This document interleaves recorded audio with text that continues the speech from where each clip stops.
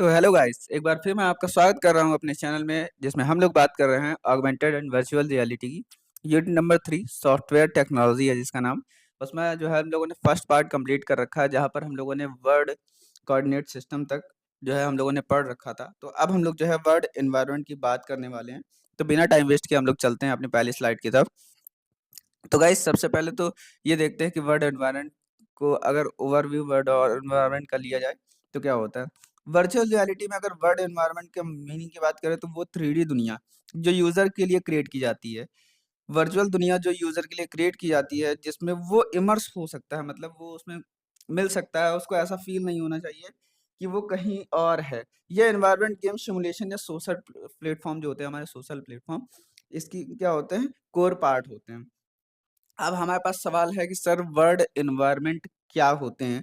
तो word environment एक ऐसी कंप्लीट वर्चुअल स्पेस है जो रियल या इमेजिनरी दुनिया को क्या करता है, रिप्रेजेंट करता है। इसमें हर चीज, जैसे जमीन की बात करें, बिल्डिंग की बात करें, ट्रीज, स्काई, लाइट और साउंड वगैरह एक साथ मिलके एक बिलीवेबल एक्सपीरियंस यूजर को फील कराता है। बिलीवेबल मतलब आपको ऐसा फील होगा जैसे आप क्या कर रहे हैं, कि आप रियल वर्ल्ड में हैं। अगर एग्जाम्पल की बात करें तो सर एग्जाम्पल आपके सामने लिखा हुआ है, और अगर इसके पर्पज की बात करते हैं तो पर्पस यूजर को एंगेज करना होता है, या स्टोरी बताना होता है, या फिर एक स्पेसिफिक मूड को क्रिएट करना होता है, जैसे एडवेंचर वाला या फिर हॉरर वाला। अगर सर हम लोग इससे नेक्स्ट स्लाइड पे बात करें तो वर्ड एनवायरनमेंट के की कंपोनेंट्स कौन कौन थे, तो सर यहाँ पर वर्ड एनवायरनमेंट के कुछ की कंपोनेंट्स है। नंबर 1 है 3D मॉडल, उसके बाद है टेरेन एंड लैंडस्केप, फिर है हमारा sir lighting, sky box, audio, physics और इंटरेक्शन की। तो सबसे हम लोग बात करेंगे इन सारे पॉइंट्स की वन बाय वन, बहुत शॉर्ट में बात करेंगे, शायद एक लाइन या डेढ़ लाइन, इससे ज्यादा नहीं बात करने वाला हूँ क्योंकि वीडियो बहुत ज्यादा बड़ी हो जाएगी शायद।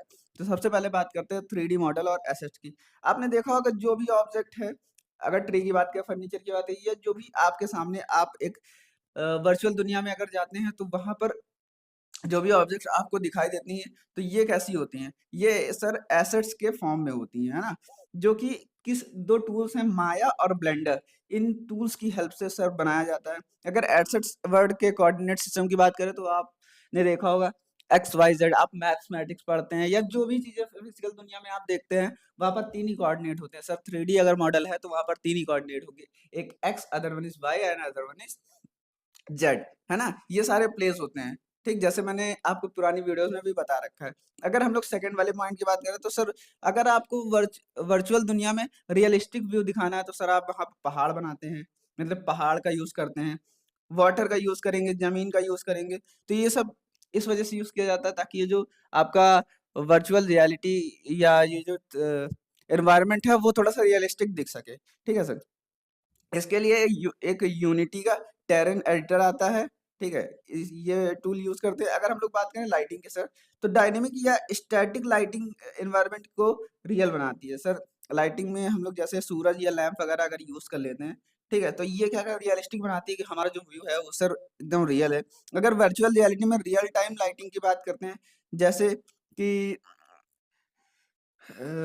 रे ट्रेसिंग की बात कर रहे हैं, ये सारी चीज़ें जो हैं ज़रूरी हैं ताकि जो है हमें शैडोज़ और रिफ्लेक्शन नेचुरल लगे। जैसे आप कोई चीज़, जैसे आप वर्ड पैड है या और कुछ है, आप किसी चीज़ को एडिट कर रहे हो तो वहाँ पर थोड़ा-सा 3D इफ़ेक्ट लाने के लिए आप क्या यूज़ करते हो? सर या तो रिफ्लेक्शन यूज़ करोगे, या फिर क्या करोगे, आप वहाँ पर शैडो वगैरह यूज़ कर सकते हो।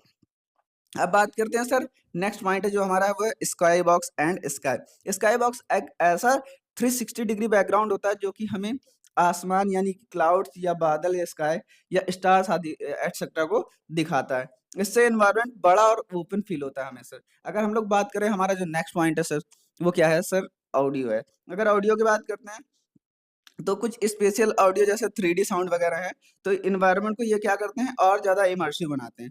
जैसे जंगल में बर्ड जब चिल्ला रही होती हैं या फिर कहीं दूर से आवाज़ आ रही होती है, तो आपको ऐसा फ़ील कराने के लिए कि ये रियलिस्टिक है, इसके लिए हम लोग क्या करते हैं, कुछ 3D साउंड्स की यूज़ करते हैं। अगर टूल्स की बात करें कि इसके लिए सर टूल्स कौन-सा है, तो सर इसके लिए टूल है एफ मोड। मोड की स्पेलिंग है MOD, और अगर एफ मोड की बात करें तो कैपिटल F MOD का यूज़ करते हैं, जो कि रेजोनेंस साउंड के लिए यूज़ होता है। ठीक है सर। अगर हम लोग बात करें फिजिक्स और इंटरेक्शन की, तो सर अगर आपको कोलिजन या ग्रेविटी वगैरह यूज़ करना है, तो इस इंटरेक्शन के लिए हम लोग कोलिजन वगैरह या ग्रेविटी वगैरह का यूज़ करते हैं सर। ठीक है सर? तो हम लोग अभी जो है अपनी नेक्स्ट स्लाइड की तरफ चलते हैं, जिसमें हम लोग बात करने वाले हैं कि जो वर्ड एनवायरनमेंट है, उसके कौन-कौन से सर टाइप्स होने वाले हैं। तो सबसे पहले सर रियलिस्टिक एनवायरनमेंट होने वाला है, फिर फैंटास्टिक एनवायरनमेंट होने वाला है, फिर सॉरी फैंटेसी एनवायरनमेंट होने वाला है, और फिर नेक्स्ट है abstract environment and other one is social environment होने वाला है। हम एक-एक करके बात करेंगे, इसमें भी 2 या 3 लाइन की ही बात करेंगे, इससे ज़्यादा नहीं बात करने वाले हैं। तो सबसे पहले जैसे रियलिस्टिक एनवायरनमेंट की बात करने वाले हैं, तो अगर आप रियल दुनिया से इंस्पायर्ड हैं, जैसे सिटीज़, जंगल या कुछ हिस्टोरिकल प्लेसेस की, तो वहाँ पर रियलिस्टिक एनवायरनमेंट हो जाएगा। अगर सर फैंटेसी एनवायरनमेंट है, अगर सर उसकी बात करते हैं, तो यहाँ पर इमर्सिव इमेजिनरी वर्ल्ड जैसे मैजिकल फॉरेस्ट या फिर साइ-फाई प्लैनेट वगैरह जैसे दिखाने होते हैं, तो फैंटेसी एनवायरनमेंट की बात करते हैं। अगर एब्स्ट्रैक्ट एनवायरनमेंट की बात करते हैं, तो यहाँ पर नॉन रियलिस्टिक आर्किटेक्टिक डिज़ाइन जो मूड या क्रिएटिविटी पर फोकस करते हैं कि आपका मूड कैसा है या आप कैसी क्रिएटिविटी करने वाले हैं, तो उस चीज़ के बारे में ये शो करता है। अगर सोशल एनवायरनमेंट की बात करें, तो सर सोशल एनवायरनमेंट में क्या होता है सर, मल्टीप्लेयर स्पेसेस। मल्टीप्लेयर का मतलब अलग-अलग चीज़ों की बात कर रहे हैं। स्पेसेस जहाँ पर लोग एक-दूसरे से क्या करने वाले हैं, इंटरैक्ट करने वाले हैं, ठीक है? अगर एग्ज़ाम्पल की इसमें बात करें जो सोशल एनवायरनमेंट है, तो सर रिकॉर्डिंग रूम या फिर मेटा हॉरिज़न वर्ल्ड की बात करने वाले हैं, ठीक? अब हम लोग जो है अपनी नेक्स्ट स्लाइड की तरफ चलेंगे, जहाँ पर हम लोग क्या है, इसके चैलेंजेस की बात करने वाले हैं। तो सर यहाँ चैलेंजेस में सर 4 पॉइंट दिए हुए हैं। Number 1 performance, other one is storage and next one is design end user comfort. Performance का मतलब क्या है कि अगर आपको बड़े और डिटेल एनवायरनमेंट को वीआर हेडसेट पे स्मूथली चलाना है, तो ये थोड़ा-सा मुश्किल हो जाता है सर। अगर स्टोरेज की बात करें, तो आपने सपोज़ कोई 3D जो है मॉडल तैयार किया है, तो उसके लिए एक हाई क्वालिटी एसेट्स चाहिए होगा, तो स्टोरेज ज़रूरत लगेगी। स्टोरेज में हम लोग क्या करेंगे सर, अगर मॉडल बनाया तो उसको स्टोर करने की नीड पड़ेगी। अगर डिज़ाइन की बात करें, तो एनवायरनमेंट को इंटरेस्टिंग और इंटरैक्टिव अगर बनाना है, तो इसके लिए कुछ क्रिएटिव डिज़ाइन की हमें ज़रूरत पड़ने वाली है। अगर यूज़र कम्फर्ट की बात करें, तो फास्ट मूविंग या क्लटर्ड एनवायरनमेंट से मोशन सिकनेस हो सकता है। मतलब जैसे आप कोई गेम खेल रहे हो, आपने हाथ जो आपका कैरेक्टर है, उसका हाथ आपने अप करने की कोशिश की, तो हो सकता है कि ग्लिच हो जाए। तो ग्लिच होने का मतलब है कि वो थोड़ा-सा प्रॉब्लम कर रहा है, तो यहाँ पर यूज़र कम्फर्ट थोड़ा-सा कम फ़ील होता है। अगर हम लोग बात करें सर, अब किस चीज़ की बात करने वाले हैं, तो हमारा जो है एक पार्ट है ज्योमेट्री। क्या होती है, उसके यूज़ क्या है, उसका ऑप्टिमाइज़ेशन क्या है, तो इन चीज़ों की बात करेंगे। तो ज्योमेट्री क्या होती है? ज्योमेट्री ऑब्जेक्ट का एक 3D शेप या स्ट्रक्चर होता है, जो हमें बताता है कि वो कैसा दिख रहा है, किस शेप का दिख रहा है। लाइक आपने सिलेंडर देखा होगा, वो घर वाला सिलेंडर नहीं मेरा भाई, मैथमेटिक्स पढ़ते हो, क्यूब देखा होगा, क्यूबॉइड देखा होगा, ये सारे क्या है, ज्योमेट्री के पार्ट्स हैं ना हमारे। तो अब हम लोग बात करेंगे, सवाल है कि क्या ज्योमेट्री वर्टिसेस, एज और फेसेस का कलेक्शन होता है, जो एक 3D मॉडल बनाता है। ये मैश के फॉर्म में होता है। जिन्होंने डेटा स्ट्रक्चर पढ़ रखा होगा, या अभी रिसेंटली एक सब्जेक्ट चल रहा है कंप्यूटर नेटवर्क, तो उनको ये जो है मैथ्स वगैरह के बारे में पता होगा। अगर वर्चुअल रियलिटी में इसका यूज़ की बात करते हैं, तो हर ऑब्जेक्ट जैसे एक स्वॉर्ड या फिर चेयर का 3D मॉडल ज्योमेट्री से ही डिफाइन होता है। मैंने अभी बताया ना कि स्क्वायर हो गया या क्यूबॉइड आ गया, तो इन सारी चीज़ों के लिए हम लोग ज्योमेट्री का यूज़ करते हैं। अगर इसके ऑप्टिमाइज़ेशन की बात करते हैं सर, तो वर्चुअल रियलिटी में लो पॉलीगन ज्योमेट्री यूज़ होती है, ताकि परफॉर्मेंस स्मूथ रहे सर। अगर हम लोग नेक्स्ट स्लाइड पे चलें, तो यहाँ पर एक टॉपिक है पोजीशन एंड ओरिएंटेशन। तो हम लोग बात करेंगे पहले पोजीशन की, फिर ओरिएंटेशन की, और फिर सर बात करेंगे उसका यूज़ क्या है। तो पोजीशन और ओरिएंटेशन हमें बताते हैं कि ऑब्जेक्ट वर्चुअल वर्ल्ड में कहाँ है और किस तरह से जो है फेस कर रहा है रियल दुनिया को। तो सर सबसे पहले हम लोग पोजीशन की बात कर लेते हैं। ऑब्जेक्ट का लोकेशन वर्ल्ड स्पेस के कोऑर्डिनेट एक्स वाई जेड में होता है। जैसे एक टेबल का पोजीशन अगर 2, 1, 0 हो सकता है। तो जैसे हमने बात की 2 का, तो एक्स की वैल्यू 2 हो गई है। वाई की बात करें तो वाई की वैल्यू 1 हो गई है। और जेड की बात करें तो 0 हो गई, क्योंकि हमारे पास एक्स, वाई, जेड कोऑर्डिनेट थे, और उसका जो कोऑर्डिनेशन पॉइंट है, वो सर 2, 1, 0 था। ठीक है?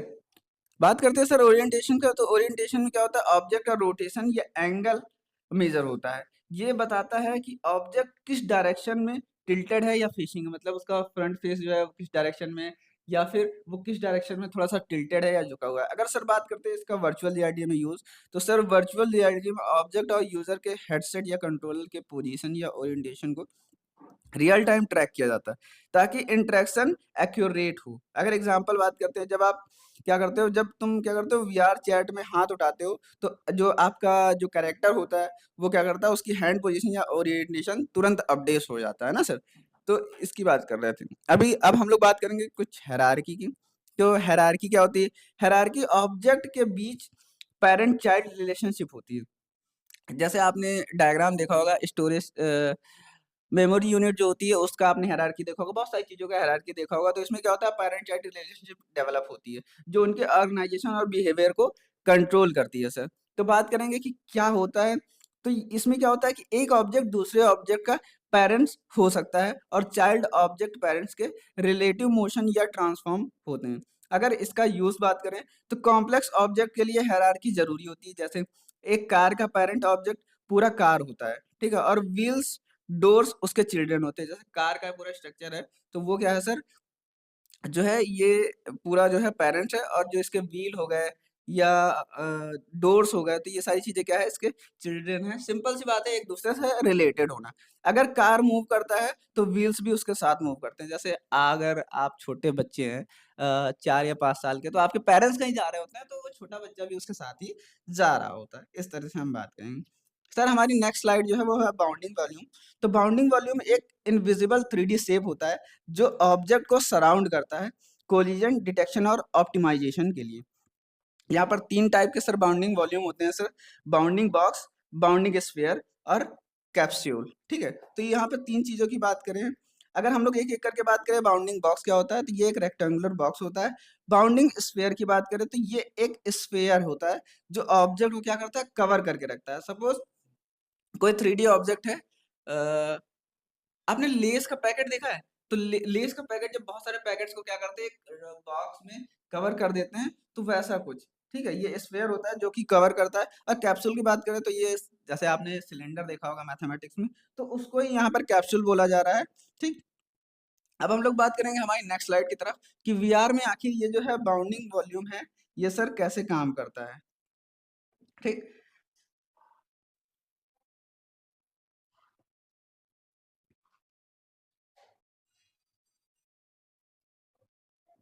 तो सर इसमें हम लोगों ने अभी जो है वीआर में कुछ चीज़ों की बात की थी, geometry, position orientation, hierarchy, bounding volume, ठीक है, इन सारी चीज़ों की बात की थी। तो कैसे यूज़ करते हैं, सपोज ज्योमेट्री की बात करें तो गन का 3D मॉडल होता है। जैसे इसमें मैसेज फॉर बैरल ट्रिगर। अगर पोजीशन और ओरिएंटेशन की बात करें तो गन का रियल वर्ल्ड जो स्पेस है उसके कोऑर्डिनेट की बात करेंगे, और रोटेशन की कि हाथ के हिसाब से वो कैसे जो है घूम रहा है, क्या उसकी पोजीशन होने वाली है। हायरार्की की बात करें तो गन पेरेंट है और उसका जो ट्रिगर है या मैगजीन है वो उसके क्या है, चिल्ड्रन है। और बाउंडिंग वॉल्यूम की अगर बात करें तो गन का बॉक्स कोलाइडर या कोलिजन के लिए है ना। जैसे कि गन का बॉक्स होता है जहां पर गन रखी होती है, तो वो क्या है, वो उसकी हायरार्की होने वाली है, सॉरी, वो उसका बाउंडिंग वॉल्यूम होने वाली है, ठीक है। अब हमारे पास एक नया टॉपिक है sir, tool, sorry, 2D control की बात करेंगे ना। तो वर्चुअल दुनिया में अगर हम 2D कंट्रोल का मतलब की बात करें तो 2D इंटरफेस या कंट्रोल का यूज करके जो वीआर एनवायरनमेंट है, यूजर इंटरेक्शन को मैनेज करना होता है, या यूजर इंटरेक्शन जो है उसको मैनेज करता है।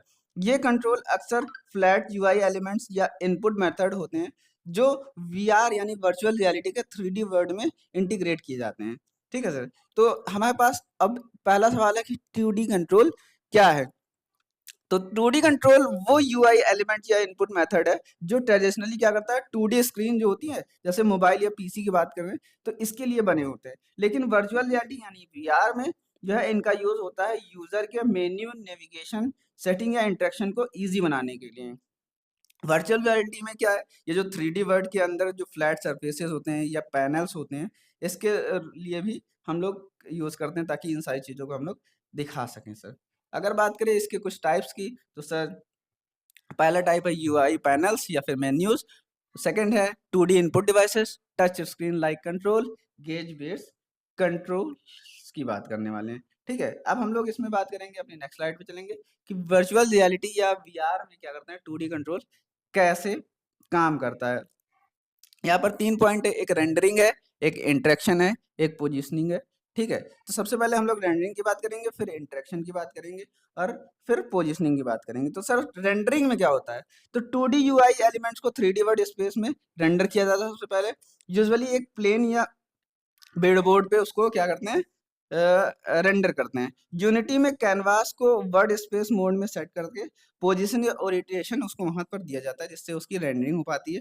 फिर बात करते हैं सर इंटरेक्शन की। तो यूजर जो होता है वर्चुअल कंट्रोलर्स जैसे ऑकुलस टच या वॉल्व इंडेक्स का लेजर पॉइंटर या रे कास्ट का यूज करके जो है बटन क्लिक करता है, ठीक है। एडवांस केसेस में अगर बात करें तो हैंड ट्रैकिंग जैसे लीप मोशन का भी यूज होता है इसमें सर इंटरेक्शन के लिए। अगर पोजिशनिंग की बात करते हैं तो सर 2D पैनल्स को या तो फिक्स्ड पोजीशन पे रखा जाता है, जैसे एक वर्चुअल डेस्क पे रख देते हैं, या यूजर को हेडसेट के साथ मूव कराते हैं जैसे हेड लॉक करके, ठीक है सर।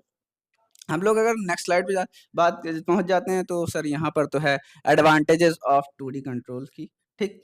किस चीज की बात करेंगे? एडवांटेज ऑफ 2D कंट्रोल की। सर यहाँ पर 3 पॉइंट हैं। एक है फैमिलियरिटी, परफॉर्मेंस और फ्लेक्सिबिलिटी। तो फैमिलियरिटी का मतलब है यूजर को अगर 2D इंटरफेस मोबाइल या पीसी से क्या करें पता होते हैं, अगर जैसे यूजर है कोई उसको 2D इंटरफेस मोबाइल या पीसी से पता हो कि ये क्या है, तो लर्निंग कर्व कम हो जाता है, ठीक है सर। अगर परफॉर्मेंस की बात करें तो 3D इंटरेक्शन के कंपैरिजन में जो 2D यूआई होता है उसको रेंडर कराना लाइट वेट होता है, ठीक। जो कि क्या होता है वर्चुअल रियलिटी के लिए थोड़ा सा जरूरी होता है, क्योंकि यहाँ पर 60 to 120 FPS मिल जाता है, ठीक। अगर फ्लेक्सिबिलिटी की बात करते हैं तो सर जो हमारे मेन्यूज होते हैं या जो टेक्स्ट इनपुट्स होते हैं या सेटिंग के लिए 2D कंट्रोल वर्सटाइल होते हैं सर, ठीक है। अब हम लोग जो है नेक्स्ट स्लाइड पे चलेंगे, जहां पर हम लोग बात करेंगे एक हमारा जो है एक टॉपिक है हार्डवेयर कंट्रोल, ठीक है। इसकी बात करेंगे तो हार्डवेयर कंट्रोल अगर बात करें वर्चुअल रियलिटी में तो हार्डवेयर कंट्रोल का क्या मतलब है? वर्चुअल रियलिटी हार्डवेयर जैसे हेडसेट कंट्रोलर्स या फिर सेंसर्स की बात करते हैं, इनको क्या करते हैं सॉफ्टवेयर के थ्रू कंट्रोल करना करते हैं, ताकि यूजर इमर्सिव एक्सपीरियंस एंजॉय कर सके, उसको लगे कि वो एक रियल वर्ल्ड में है। ये वीआर के जो है कोर में होता है, ठीक, मेन पार्ट में होता है, क्योंकि हार्डवेयर और सॉफ्टवेयर का परफेक्ट सिंक ही वर्चुअल रियलिटी को जो है रियलिस्टिक बनाता है। सर हमारे पास सवाल है कि हार्डवेयर कंट्रोल वर्चुअल रियलिटी में क्या होता है? तो सर हार्डवेयर कंट्रोल में जो वर्चुअल रियलिटी जो वीआर डिवाइसेस हैं, इनके इनपुट जैसे हेड ट्रैकिंग की बात करने वाले हैं, हैंड मूवमेंट की बात करेंगे या फिर बटन प्रेसेस की बात करेंगे, इनको क्या करते हैं कैप्चर करके उनको वर्चुअल वर्ल्ड के एक्शन से मैप किया जाता है। इसमें क्या होता है हार्डवेयर के साथ साथ कम्युनिकेशन और रिस्पॉन्स का भी रियल टाइम मैनेजमेंट जरूरी होता है। जैसे हम क्या करते हैं कंप्यूटर यूज कर रहे होते हैं तो वहां पर दोनों को कम्युनिकेशन करना ज़रूरी होता है। जैसे हमने कोई इंस्ट्रक्शन दिया तो कंप्यूटर भी हमें उसका आउटपुट देकर जो है हमें जो है हमसे बात करने की कोशिश करता है ना? तो इस चीज़ की बात करने वाले हैं। नेक्स्ट स्लाइड में सर हार्डवेयर कंट्रोल के कुछ की कंपोनेंट्स की बात करते हैं। की कंपोनेंट्स क्या होते हैं सर? तो एक तो एचएमडी है, हेड माउंटेड डिस्प्ले जिसको बोल रहे हो हेडसेट बोलते हैं। कंट्रोलर्स हैं, ट्रैकिंग सिस्टम्स हैं, हैप्टिक फीडबैक्स हैं या फिर कुछ दूसरे हार्डवेयर जो हैं उनकी बात करेंगे। हेड ट्रैकिंग की, आई ट्रैकिंग की और बॉडी ट्रैकिंग। ये सारी चीज़ें शायद मैं पहले भी बता चुका हूँ, जो हमारी फर्स्ट यूनिट थी, वहाँ पर मैं बात कर चुका हूँ। अगर एचएमडी की बात करें, तो एचएमडी का सर यानी रोल क्या होता है, हेडसेट यूज़र को हेड मूवमेंट्स को ट्रैक करना है। मतलब जब यूज़र क्या करता होता है, अपना सर हिला रहा होता है ना, तो उसको क्या करते हैं, ट्रैक करता है, ठीक? और वर्चुअल वर्ल्ड का विज़ुअल आउटपुट देता है। ठीक है सर। अगर कंट्रोलर्स की बात करें, तो इसका रोल क्या है? वर्चुअल रियलिटी कंट्रोलर्स यूज़र को हैंड को रिप्रेज़ेंट करते हैं और बटन्स, ट्रिगर्स या जॉयस्टिक के थ्रू क्या करते हैं, इनपुट देते हैं। इसमें क्या होता है, जो कंट्रोलर्स होते हैं, उनके थ्रू हम लोग क्या कर रहे होते हैं, जो अपना इनपुट है, वो सर प्रोवाइड कर रहे होते हैं। ठीक है सर। उसके बाद ट्रैकिंग सिस्टम्स की बात करते हैं। तो सबसे पहले बात करते हैं, ये ट्रैकिंग सिस्टम जो है, ये हमारे 2 तरह के होते हैं, इनसाइड आउट ट्रैकिंग और other one is outside in tracking, ठीक है? अगर इनसाइड आउट ट्रैकिंग की बात करते हैं, तो हेडसेट के बिल्ट इन कैमरास एनवायरनमेंट को क्या करते हैं, स्कैन करते हैं। जो उसमें पहले से जो ट्रैकिंग सिस्टम में जो कैमरास लगे होते हैं, वो क्या करते हैं, स्कैन कर लेते हैं, जो वर्चुअल रियलिटी, ठीक।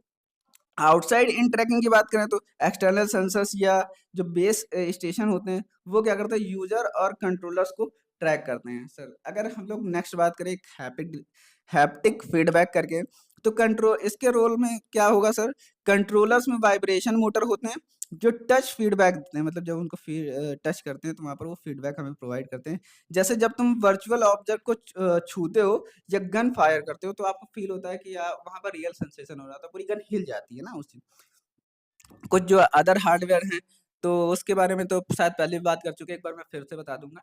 हैंड ट्रैकिंग है, आई ट्रैकिंग है और बॉडी ट्रैकर है। हैंड ट्रैकिंग में क्या होता है सर, कंट्रोलर्स के बिना हैंड से इंटरैक्ट करना होता है। आई ट्रैकिंग में यूज़र के जो आई मूवमेंट्स हैं, उनको ट्रैक करता है, ठीक है? और बॉडी ट्रैकर्स में पूरी बॉडी जो है, आपका जो वर्चुअल रियलिटी है, जो रियल वर्ल्ड है जो वर्चुअल वर्ल्ड है सॉरी उसको ट्रैक करता है।